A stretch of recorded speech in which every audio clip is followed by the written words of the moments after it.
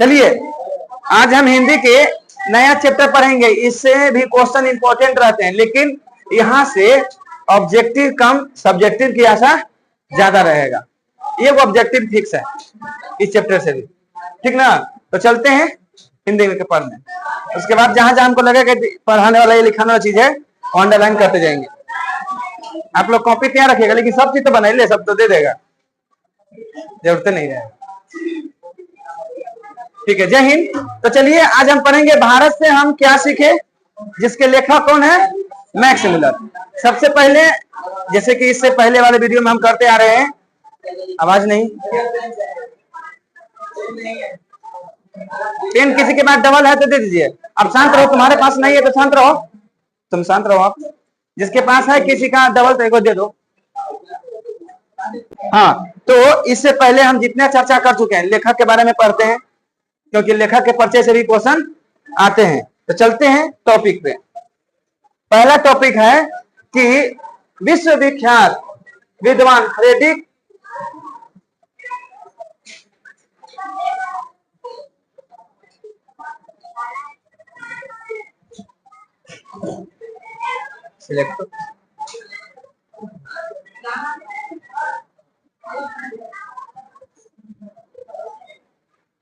विश्व प्रसिद्ध या विश्व विख्यात के मतलब क्या होता है, जिनको पूरा दुनिया जानता है। इनका रोल इतिहास से लेकर साहित्य से लेकर बहुत सारे चीजों में रहा है, इसलिए बहुत विश्व विख्यात है। लिख दिया पहले ही। जिनका जिस विद्वान का नाम क्या है, मैक्स मुलर। जन्म आधुनिक जर्मनी के डेसाठ, बुक निकलिएगा तो थोड़ा हमको देखिएगा, ये गलती लग रहा है।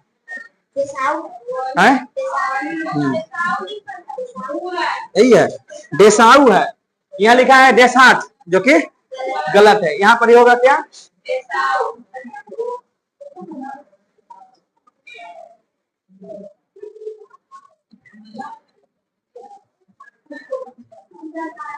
ऐसे है डेसाऊ। ये क्योंकि क्वेश्चन पूछा हुआ कि जर्मनी की किस जगह पे हुआ है इनका जन्म, तो ये नहीं इंपॉर्टेंट है, डेसाऊ।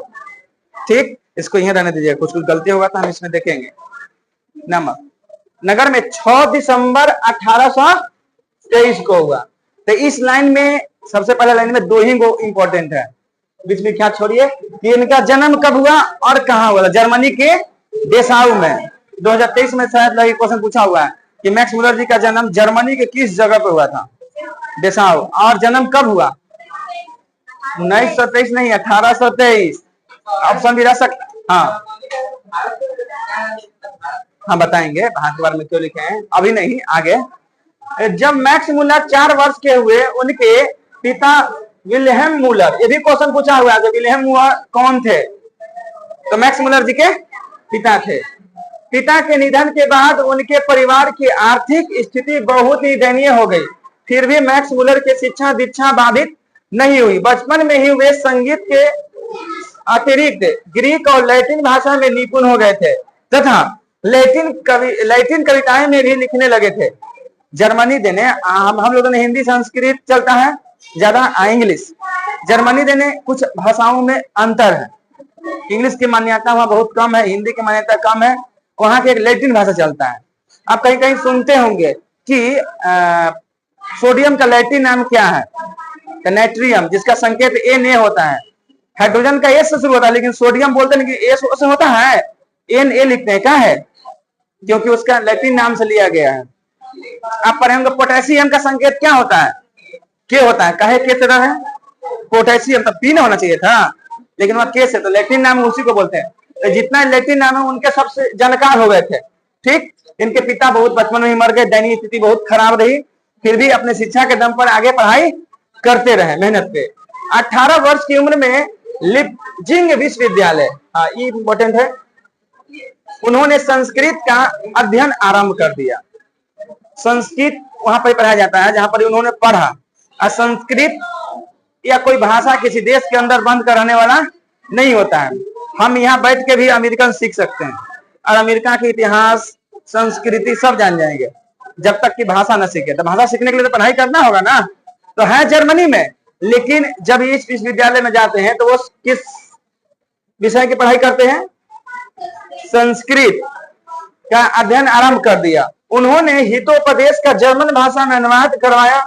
इसी समय उन्होंने कठ और केन आदि उपनिषदों का जर्मन भाषा में अनुवाद किया तथा मेघदूत का जर्मन पदानुवाद किया। कई सारे हिंदी और संस्कृत हिंदी का नहीं, संस्कृत के जो बुक थे हम लोग का देश का, जो हमारे देश में रचा गया, वो कौन कौन था? ये सब हितोपदेश, जिसके लेखक हैं नारायण पंडित। आगे पढ़िएगा चैप्टर में, वो है हितोपदेश में बहुत सारे कहानी ये सब है, ठीक ना। तो हितोपदेश का कौन भाषा में अनुवाद किए हैं? जर्मन भाषा में। जर्मन भाषा में अनुवाद करवाया था तो संस्कृत में, लेकिन वहां जाकर क्या किए? जब अध्ययन किए तो हितोपदेश का अध्ययन किए। इसी समय उन्होंने कठ और केन, कठोपनिषद, कठ उपनिषद नहीं होता है, कठोपनिषद और केन उपनिषद, हाँ केन उपनिषद है। कोई इनमें से बताएगा उपनिषद की संख्या कितनी है? हाँ कितना है? 108। विकास बताएगा पुराण कितने हैं? पुराण कितने हैं? हाँ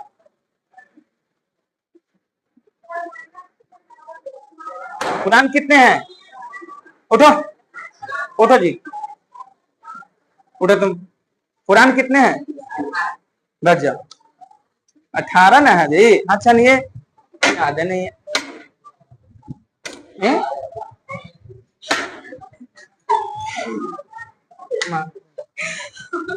लो 18 में सब लिखवा चुके हैं कि सब याद रखना। चलो उठो तुम, बताओ वेद कितने हैं? उठ पहले। 4 है, सही है, कोई दिक्कत नहीं। आप बताइए ना, वहां होने दीजिए वीडियो। आप बताइएगा वेदांत कितने हैं? उपवेद कितने हैं? 4 है, ठीक है। आगे बताइएगा आपकी उपनिषद कितने हैं? ठीक है 108। वेदांग कितने हैं? दर्शन कितने हैं?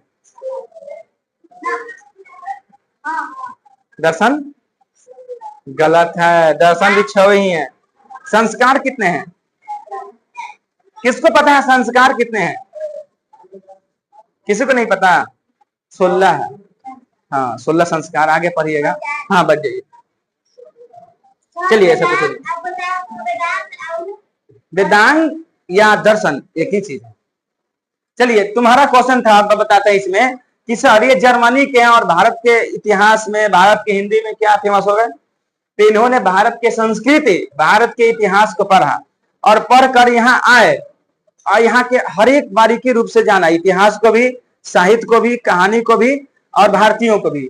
तो जाकर वहां पर ही भाषण दिए, वही भाषण आपको पढ़ना है, ठीक ना। इसलिए इनको पढ़ रहे हैं मैक्स मुलर जी को। और इन्होंने कहा था, आपने नाम सुने होंगे सिंधु घाटी सभ्यता, वहां पर जो बसा था ना, तो इनका सर्वमान्य नियम है। इन्होंने कहा था कि मध्य एशिया से लोग आए थे भारत में, मध्य एशिया जिसके तुर्कमेनिस्तान, किर्गिस्तान ये सब है ना, उन देशों से आकर भारत में लोग बस गए हैं, ठीक ना। चलिए अब आगे टॉपिक है। मैक्स मुलर उन थोड़े से पाश्चात्य विद्वानों में अग्रणी माने जाते हैं। मतलब पाश्चात्य मतलब समझते हैं? पीछे नहीं, पाश्चात्य के मतलब होता है पश्चिम देशों के साहित्यकार, जिसमें यूरोप में फ्रांस आ जाता है, जर्मनी आ जाता है, इटली आ जाता है। इन सारे देशों के जो लेखक हुए, साहित्यकार हुए, उनको बोलते हैं पाश्चात्य विद्वान या पश्चिमी विद्वान। अग्रणी माने जाते हैं, मतलब सबसे ऊपर के नाम लिया जाता है। वैदिक तत्व ज्ञान को मानव सभ्यता के मूल स्रोत माना, माने वैदिक काल एक समय आया हम लोग के इतिहास में, उसको मूल स्रोत माना है। कौन? मैक्स मुलर जी ने। स्वामी विवेकानंद ने उन्हें वेदांतियों का भी वेदांती कहा। ये तो इतना इंपॉर्टेंट है लाइन कि लगभग कई बार तक पूछा जा चुका है कि स्वामी, ऐसे क्वेश्चन रहेगा कि मैक्स मुलर को किसने वेदांतियों का वेदांती कहा है? तो स्वामी विवेकानंद। इस बार भी शायद पूछा हुआ था, या तो सब्जेक्टिव में पूछे या तो ऑब्जेक्टिव में पूछे, लेकिन यहां से संबंधित प्रश्न रहता है क्योंकि उसके समकालीन थे स्वामी विवेकानंद। तब तो कहे होंगे कि आप कितना ज्ञानी है। वेदांतियों का भी वेदांती कहा था। पति अनुराग जग हाजिर है। उन्होंने भारतवासियों के पूर्वजों की चिंता राशि को यथार्थ रूप में लोगों के सामने प्रकट किया उनके प्रकांड विद्वान पांडित्य से प्रभावित होकर सम्राज्ञी विक्टोरिया ने 1868 ईस्वी में अपने औसबोर्न प्रसाद में ऋग्वेद तथा संस्कृत के साथ यूरोप भाषाओं की तुलना आदि विषयों पर व्याख्या देने के लिए आमंत्रित किया था। मतलब कि भारत के जो प्रसिद्ध पुस्तकें हैं उसमें लेक्चर देने के लिए, उस पर अमल करने के लिए, उस पर वार्तालाप करने के लिए विक्टोरिया प्रभावित हुई थी, जो कि उस समय का सबसे महान आदमी, जैसे आज के सबसे शक्तिशाली अमेरिका के राष्ट्रपति होता है, उस समय रानी विक्टोरिया रही थी, जिसका हम लोग गुलाम थे। इंग्लैंड के महारानी कहा जाता है कि उन्हीं लोग के ये सब यहाँ पर जो पहनते हैं मुकुट ना, कोहिनूर हीरा लगा रहा है। अभी भी इंग्लैंड में कोहिनूर हीरा है दुनिया का सबसे महंगा हीरा। भारत का कोई देश कहता है कि हमारा है, भारत कहता है कि हमारा है, इसलिए अभी वो वहीं रखा हुआ है। तो रानी विक्टोरिया इनको सम्मानित करने के लिए बुलाती है। किन विषयों पर बात करने के लिए? ऋग्वेद संस्कृत के साथ कई यूरोपियन भाषाओं में जो तुलना किए थे उस पे। आगे उस भाषा को सुनकर विक्टोरिया इतनी प्रभावित हुई कि उन्हें नाइट की उपाधि प्रदान कर दी। एक उपाधि होता था पहले, कोई अच्छा काम करिएगा तो उपाधि मिल जाता था। जैसे कोई बताएगा कि महात्मा गांधी जी को किसने महात्मा कहा था? नहीं, सुभाष चंद्र बोस जी ने उनको राष्ट्रपिता कहा था। सही है, रविन्द्रनाथ टैगोर जी ने कहा था। तो यहां से क्वेश्चन पूछेगा ना कि मैक्स मुलर जी को नाइट की उपाधि किसने प्रदान की? हाँ, तो विक्टोरिया रानी या सम्राज्ञी विक्टोरिया, ये वाला नाम। हाँ, मैक्स मुलर को क्यों दी? क्योंकि उन्होंने बहुत अच्छा से व्याख्या किया, बहुत प्रभावित हो गई होगी, दे दिया गया। राजा खुश हो गया तो कुछ भी दे देता है पुरस्कार। नाइट की उपाधि बहुत बड़ा होता है। वो तो मैक्स मुलर चले गए, लेकिन आज हम उनकी उपाधियों को क्या कर रहे हैं? पढ़ रहे हैं। आगे किंतु उन्हें यह पदवी अत्यंत तुच्छ लगी और उन्हें उसे अस्वीकार कर दिया। अब यहाँ पॉइंट देखिए, किसी को अगर मान लीजिए कि आपको भारत रत्न मिले, भारत रत्न में कोई रुपया वगैरह नहीं मिलता है, लेकिन इतना मान सम्मान की बात है कि भारत का सर्वोच्च पुरस्कार है। तो इनको जब दिया गया तो ये क्या करें? यहाँ पर अस्वीकार कर दिया, मतलब नहीं लिए। इसको बोले कि ये सब तुच्छ चीजें हैं, पुरस्कार लेने की क्या जरूरत है? हमारा कर्तव्य था बताना, अच्छे तरीके से हम बता दिए, इसके बदले में नहीं लिए। लेकिन लिखा हुआ है, उनसे क्वेश्चन पूछ सकता है कि किसने दिया था पदवी, ऐसे क्वेश्चन कहेगा। हाँ, क्वेश्चन इस सब्जेक्टिव में होगा कि उन्होंने अपने नाइट की उपाधि को क्यों त्याग दिया, तो वो लिखना है वहां पर, क्योंकि वो इस पुरस्कार को क्या मानते हैं? तुच्छ मानते हैं। भारत भक्त, संस्कृत अनुरागी, वेदों के प्रति अगाध आस्था रखने वाले फ्रेडरिक मैक्स मुलर का 28 अक्टूबर सन 1900 ईस्वी में निधन हो गए। बेचारे चले गए। चलिए अब आगे चलते हैं। चले गए तो याद रखिएगा, ये इंपॉर्टेंट होता है। मृत्यु भी प्रस्तुत आलेख वस्तुतः भारतीय सिविल सेवा हेतु चयनित युवा अंग्रेज अधिकारी के आगमन के अवसर पर संबोधित करने की श्रृंखला में एक कड़ी है। प्रथम भाषण का यह अविकल रूप से संक्षिप्त एवं संपादित अंश है। यह समझिए क्या है। यह कहने का मतलब है कि जो भाषण दे रहे हैं ना कहीं, तो सिविल सेवा में जो परीक्षा देते हैं युवक अंग्रेज, उनको सुनाने के लिए बोल रहे हैं कि बैठिए, आज हम आपको भारत के इतिहास के बारे में बताने वाले हैं। भारत के इतिहास क्या है आगे पढ़ेंगे, अभी नहीं बताएंगे। उन्हीं को संबोधित करने के लिए सब हो रहा है। आई क्या है? यह भाषण है। अब भाषण बहुत मजेदार चीज होता है। कोई अगर शुरू करे भाषण, खासकर उन नेता के बारे में जिसकी इस समाज में मांग है, जैसे लालू यादव, ठीक ना, जब भाषण देता तो लोग सुनता है उनको। नरेंद्र मोदी, उनके भी भाषण बहुत लोग सुनते हैं, ठीक ना। और कन्हैया कुमार, ये सब जब बात बोलते हैं तो वजन होता है उसमें, और कोई लोग भीड़ लगते हैं, एकदम घामा में बैठ कर सुनते रहते हैं, ठीक ना। उसी तरह से भाषण दे रहे हैं। आप भाषण भी दिए थे, वो टॉपिक बनाए हैं, भारत से हम क्या सीखे, उसी पे भाषण दे रहे हैं। किन लोगों के सामने? ये सब श्रेणी है। कौन कौन? चयनित युवा अधिकारी, ठीक ना। इसका कलर बदल दिया लगता है कि ना। आगे, जिसका भाषांतर डॉक्टर भवानी त्रिवेदी ने किया है। इसका मतलब समझे, भाषांतर मतलब है थाई जर्मनी में लेकिन हिंदी में जो अनुवाद किया, जो हम लोग पढ़ेंगे, उसका हिंदी में अनुवाद कौन किया है? ये व्यक्ति का नाम है भवानी शंकर त्रिवेदी, मैक्स मुलर नहीं। मैक्स मुलर तो वहां जर्मनी में बोल रहे हैं ना, लेकिन उसका हिंदी में रूपांतरण कौन किया है? ये भी इंपॉर्टेंट है, खासकर जब टफ एग्जाम बनाएगा ना तो इसी बना देगा कि इसका हिंदी रूपांतरण किसने किया। अभी तक तो बहुत कम पूछा है ये ना, लेकिन टफ करेगा ना तो पूछ देता है, ठीक ना। तो सब बाजी इलेक्शन वगैरह है नहीं है, तो समझो कि बहुत बेहतरीन तरीका से तैयारी करके जाना होगा। इलेक्शन वगैरह थोड़ा सा कम कर देता है, ऐसा अक्सर देखा गया है, और नहीं रहता है तो, लेकिन हाँ वैल्यू उसका ज्यादा हो जाता है, वैल्यू ज्यादा होता है। जो 2018 में एग्जाम दिया है ना, उसका वैल्यू ज्यादा है, क्योंकि उस समय क्वेश्चन बहुत टफ पूछा है। अगर वैसा क्वेश्चन पूछ दिया जाए ना, तभी ढेर लोग लटक जाएंगे, टीचर लटक जाते हैं उसे प्रश्न में। 2018 वाला में देखेगी तब मैथ का कोई सब्जेक्ट उठा के देख लो, सब टफ कर रहे हैं। क्वेश्चन बैंक देखना 2018 के जाएगा, पूरे इतिहास में बिहार के एग्जाम में मैट्रिक में टफ है, पता नहीं चले कहां से पूछ रहा है। मैथ के तो आउट टॉप कर ले वहां पर। हम लोग पढ़े हैं कंपटीशन के तो कोई दिक्कत नहीं है, तुम सबको दिक्कत हो जाए। ऐसा ऐसा क्वेश्चन तुम देखबे नहीं कि जैसा क्वेश्चन है, जैसे कि ऐसा क्वेश्चन देखी है,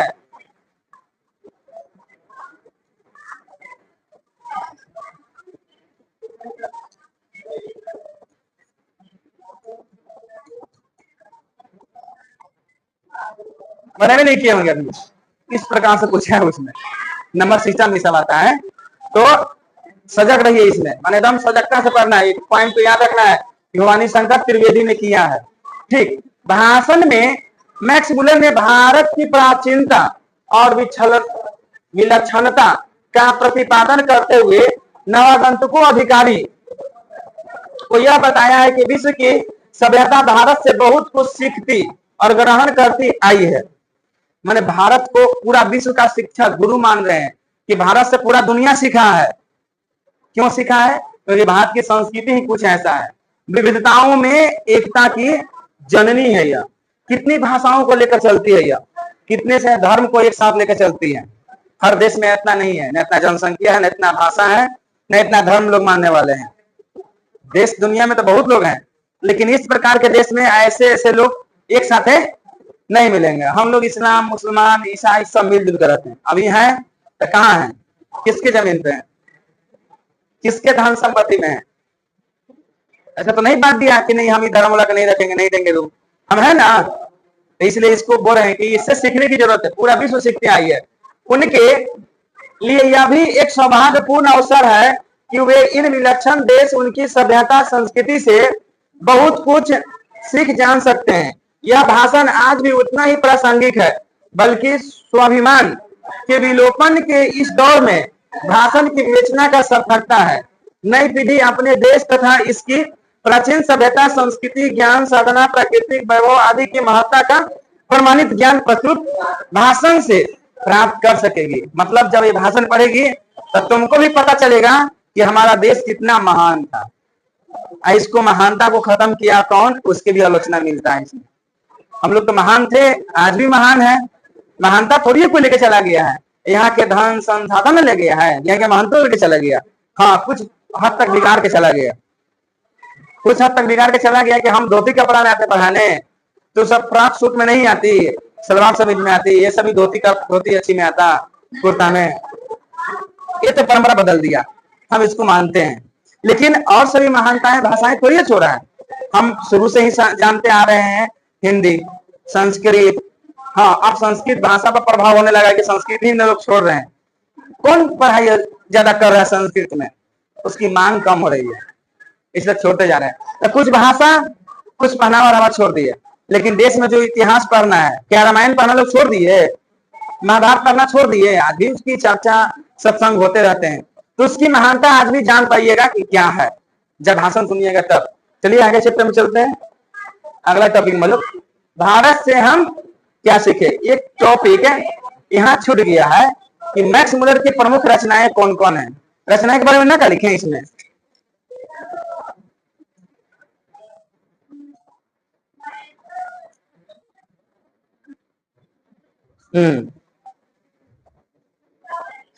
यहाँ पर ही रचनाएं के बारे में नहीं है, लेकिन तुमसे क्वेश्चन यहाँ पूछ सकता है जो पहले इस टॉपिक में है। देखिए,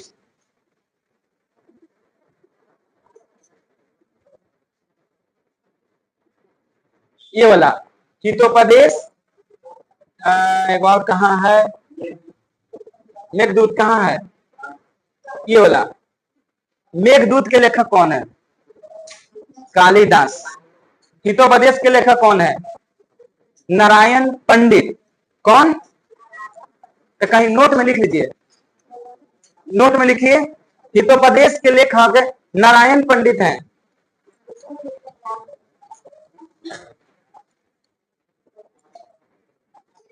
और इसके लेखक है मेघदूत के कौन, कालिदास। और रचना ऐसा विशेष नहीं दिया इसमें, हाँ लिख लीजिए उसमें, हाँ मेघदूत के कालिदास। आयु उपनिषद में है। उपनिषदों की संख्या कितना बताया गया अभी, 108। चलिए तो अब हम चैप्टर पर तो आ रहे हैं, पूरा लेखक परिचय हो रहे हैं। अब भारत से हम क्या सीखे वहां से शुरू करते हैं।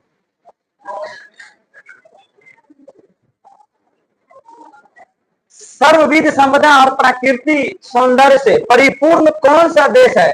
यदि आप मुझसे इस भूमंडल का अवलोकन करने के लिए कहेंगे तो बताऊंगा कि वह देश भारत है। मतलब तुमसे पूछा जाए कि तुम्हारे जीवन में सबसे अच्छा नेता कौन है, तो तुम किस, लालू यादव, अपना अपना सब फेवरेट होगा। तुम्हारे लिए कौन है कोई कि नहीं, जैसे मेरे लिए कोई नेता फेवरेट नहीं है, कोई नेता नहीं है। क्योंकि रामधारी दिनकर के जो कहानी पढ़ ली है, उस समय तक सब हरामी हो सकता था, अभी का हरामीपन खत्म हो गया। उन्होंने कहा था रामधारी दिनकर ने कि देखने में देवता सदृश लगता है, बंद कमरे में बैठकर गलत हुक्म लिखता है, जिस पापी को गुण नहीं गोत्र प्यारा है, समझो हमको उसी ने मारा है। मतलब कि आज के नेता को आप देखिएगा तो एकदम ईश्वर का जैसा स्वरूप बनने लगेगा, आएगा तो कहेगा कि आपका विद्यार्थी बना देंगे, आपका गली बना देंगे, आपका रोड बना देंगे।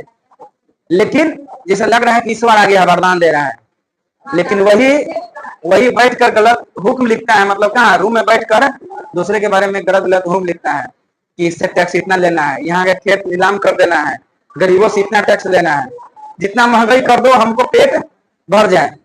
और जात नाम पर लड़वाता है, गुण नहीं देखता है कि अगर कोई चमार भी है तो उसके अंदर इंसानियत है, उसके अंदर इंजीनियर की क्षमता है तो नहीं देखेगा। इंजीनियर के बेटा ही इंजीनियर बनेगा, डॉक्टर के बेटा ही डॉक्टर बनेगा, और लोगों को डॉक्टर खोजता ही नहीं है।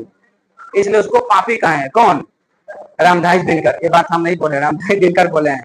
कहीं अगर है तो जाके पढ़िए, उनके पूरा तत्व में मिलेगा। लंबी कविता है, ठीक ना। तो वो बोलते हैं कि भारत, हमसे पूछेगा कोई कि सब, यहाँ लिखा है सर्वविध संपदा, सब चीज से संपूर्ण कोई देश है, तो वो कौन देश है, अपना भारत है। क्यों है, क्योंकि सच में ऐसा वो बात बोल रहे हैं, अनुभव के आधार पर कुछ भी रहे होंगे, यहाँ की प्रकृति, यहाँ के पर्यावरण को देखे होंगे, इसीलिए यह बोले होंगे, ठीक ना। तो सर्वविध के मतलब यहाँ पर ही हर चीज है। मौसम है तो तीनों मौसम मिल जाएगा, गर्मी मिल जाएगा, ठंडा मिल जाएगा और बरसात मिल जाएगा। हर सारा देश में ऐसा मौसम नहीं मिलने वाला है कि तीनों से आपका दर्शन हो। गर्मी से पूरा पसीना, जैसे कि अभी मेरा हालत है, और ठंड के दिन में पूरा ओढ़ले रहो, जैसे कि अभी था ना वो लगा हुआ, ठंड वाला ही है। और बरसात चारों तरफ से मार दो, पानी झटास मार देगा। सब चीजों, तीनों चीजों से हम लोग क्या करते हैं, मिलते हैं, इसलिए है वह देश भारत है। भारत जहां भूतल पर ही स्वर्ग छटा निखर रही है।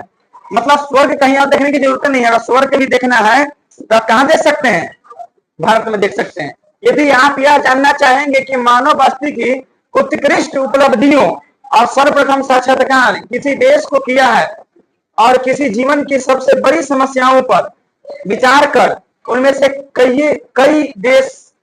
कईयों के ऐसे समाधान ढूंढ निकाले हैं कि प्लेटो और कांट जैसे दार्शनिकों का अध्ययन करने वाला यूरोपियन लोगों के लिए भी मनन योग्य है।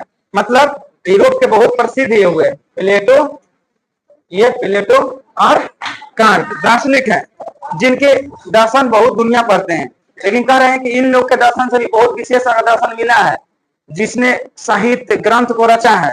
वो कौन देश है, भारत है। माने भारत को एकदम केंद्र बनाए हैं और शुरू कर रहे हैं। सच में ऐसा भारत है, जितना से कह रहे हैं ना, सच में भारत उस समय था, अभी भी है और आगे भी रहेगा। किसी देश थोड़ी है कम है, हम अपना देश के हैं तो अपना देश की पढ़ाई करेंगे, दूसरा देश की पढ़ाई थोड़ी करेंगे। आगे, मैं यहाँ भी भारत का ही नाम लूंगा, और यदि यूनानी, रोमन और सेमेटिक जाति के यहूदियों की विचारधारा में ही सदा आवागमन करते रहने वाले यूरोपियों को ऐसा कौन सा साहित्य पढ़ना चाहिए जिससे हमारे जीवन का अंतरतम परिपूर्ण, अधिक स्वर्णिम, अधिक विश्वव्यापी, यूं कहें संपूर्ण मानवीय बन जाए, और यह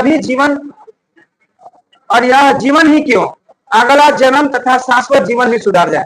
कई लोग विश्वास करते हैं कि हमारा जन्म भी होता है, जिसको बोलते हैं पुनर्जन्म। भारत के इतिहास में भी रीजनिंग का ही जन्म निकला है। रीजनिंग जो पढ़ते हैं ना, यहीं से जन्म हुआ है। रीजनिंग पे वो कहानी है, वो कहानी आपको कहते हैं, अगर सुने होंगे तो बता दीजिएगा। कहानी सुने हिरन वाला, जब वो बाबा के आश्रम में चला जाता है तो वो क्या बोलता है, नहीं सुना? तो सबको नहीं कहा है कहानी, बोला भारत की महिमा क्यों है, भारत ऐसा क्या बात बता दिया कि पूरा दुनिया इस पे साहित्य, दर्शन, उपनिषद पढ़ता है। एक छोटी सी कहानी है, उस कहानी को बताते हैं आपको। कहानी है कि एक संत थे जो यह निर्णय लिए थे कि हम हमेशा सत्य बोलेंगे, सच के अलावा कुछ नहीं बोलेंगे, चाहे झूठ बोलना ही नहीं है। जिंदगी भर वो सच बोलते रह गए। एक दिन की वाकया है कि उनके आश्रम से एक हिरन शिकारी से बचते हुए उनके आश्रम में जाकर छिप जाते हैं।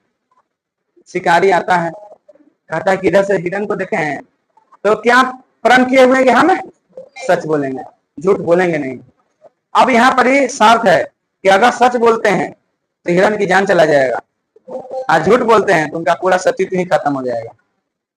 तब वो बोल देते हैं कि हाँ देखें कहाँ आश्रम में लूट छिपी हुई है, ले जाता है, उसको काट के खा जाता है शिकारी।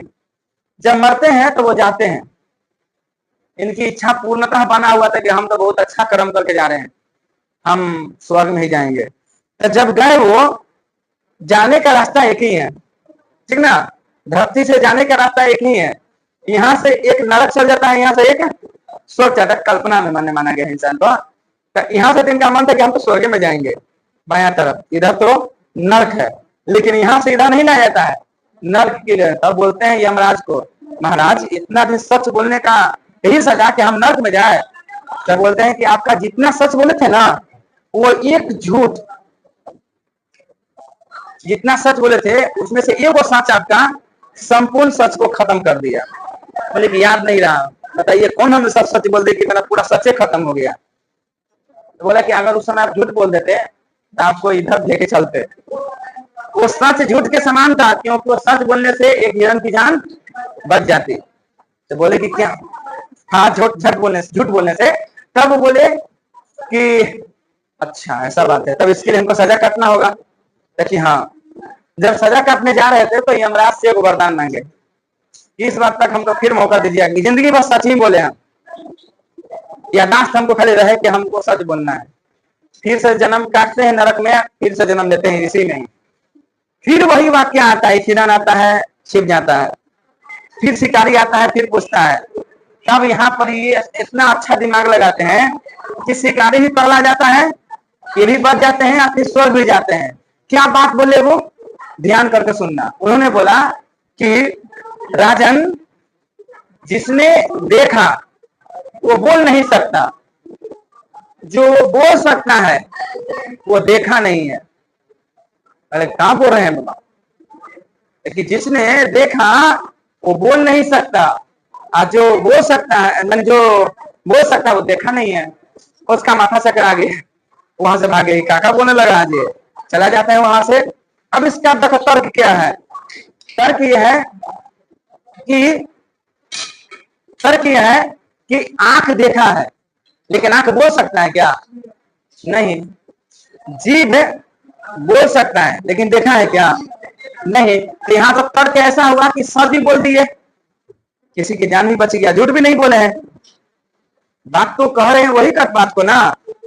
तब अब के जाते हैं यहाँ से इधर नहीं, यहाँ से किधर जाते हैं? ऐसी कहानियां आपको कहाँ देखने को मिलेगा? कहीं और देश में नहीं, हमारे देश भारत में। इसलिए भारत को महान कहा गया है। और जहाँ भाषण दे रहे हैं वहां भारत भारत भारत भारत कह के इन सभी नवयुवकों पे, जो इंजीनियर की परीक्षा देकर बैठा हुआ है, उनका भी रुचि होता है कि चलते हैं भारत देश घूमते हैं कैसा है। आप भारत के एक गांव, एक मोहल्ले में रह गए हैं, कभी मोहल्ला से कभी बिहार से हट कर देखिए, या बिहार में कहीं कहीं विशेष रूप से घूमने वाला स्थान है, चाहे आप रोहतास जाइए, देवगढ़ जाइए, चंपारण जाइए, राजगीर जाइए, इससे थोड़ा हट कर आओ पीछे जाइए तो उधर मंदार पर्वत है, कैमूर में कई गो तुतला भवानी सर है, जाइए मिलेगा कई सारे दृश्य जो देखने योग्य है। कई सारे भाषाओं का बिहार जननी है और कई सारी भाषाओं का मिश्रण है, खिचड़ी बना है। एक ही भाषा को कई बोली में बांट दिया गया है। जैसे एक उदाहरण के लेते हैं, हम कल आएंगे, ये शुद्ध मानक हिंदी का शब्द है। इसी को हम अगर हम भोजपुर में जाए, हम कल आए, ये बोलेगा ना, हम कल आए भोजपुरी में। आज जब इसी को उधर इधर मैथिली में चले, हम मिथिलांचल देने, हम कल आई छो, और अच्छो अच्छो करके बोलता है वो सब। हम तो शुद्ध इतने, हम लोग तो इधर मगही के हैं, पूर्णतः मगही में बोलते हैं। तो मगही में कैसे बोलते हैं, हम कल अबो जरूर पढ़बो, इन्हें बोलते हैं घर पे। तो ये बोली हो गया, लेकिन सब तीनों बात बोले हैं, तीनों क्या चीज है, हिंदी ही है, बस हिंदी के अलग अलग बोलियां हैं, प्योर हिंदी भाषा हो गया। ठीक, तो भाषा से लेकर, धर्म से लेकर, प्राकृतिक सौंदर्य से लेकर सब चीजों से परिपूर्ण कोई है तो वो देश कौन है, अपना भारत है। अब आगे चलते हैं, टाइम कितना हो गया है ना। तो मैंने एक बार फिर भारत का ही नाम लूंगा। जो लोग अचानक भारत में घूमकर आए हैं, उन लोगों को अधिकतर भारत के कलकत्ता, बंबई, मद्रास ऐसे दूसरे शहरों के ही याद है। सही बात है, जहां भाषण दे रहे होंगे उस समय का प्रसिद्ध शहर यही सब है। आज का भी प्रसिद्ध शहर में यही है। आज भी जो जितना उन्नत था, जितना विकास पर था, वो और ज्यादा विकास कर गया। नीचे से ना कोई और विकास करते जा रहा है, ये पहले ही से विकसित है। कौन कौन, कलकत्ता, पहले बोलते थे इसको कोलकाता, आज क्या बोलते हैं इसको, कलकत्ता। नहीं, आज नहीं बोलते हैं, पहले ही बोलते थे कलकत्ता, आज बोलते हैं क्या, कोलकाता। बंबई, आज इसको बोलते हैं हम मुंबई। मद्रास मतलब समझते हैं कौन है, नहीं, महाराष्ट्र नहीं, क्या नहीं। कितना 10th के बच्चे बैठे हुए हैं, किसी को नहीं पता मद्रास किसको कहते हैं,